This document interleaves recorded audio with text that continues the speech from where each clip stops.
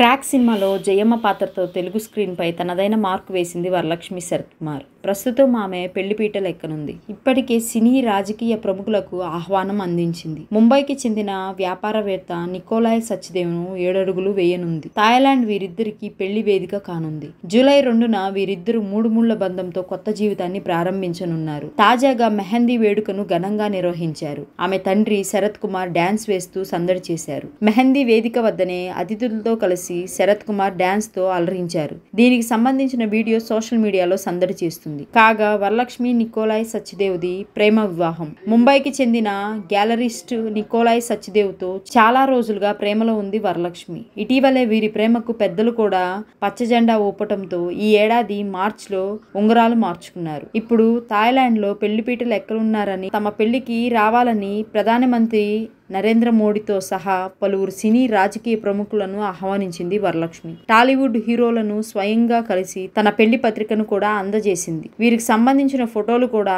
Social మీడియాలో తెగ viral అయ్యాయి. ఈ నేపథ్యంలో వరలక్ష్మి వివాహ వేడుకకు పలువురు సినీ రాజకీయ ప్రముఖులు హాజరయ్యే అవకాశం ఉందని తెలుస్తుంది.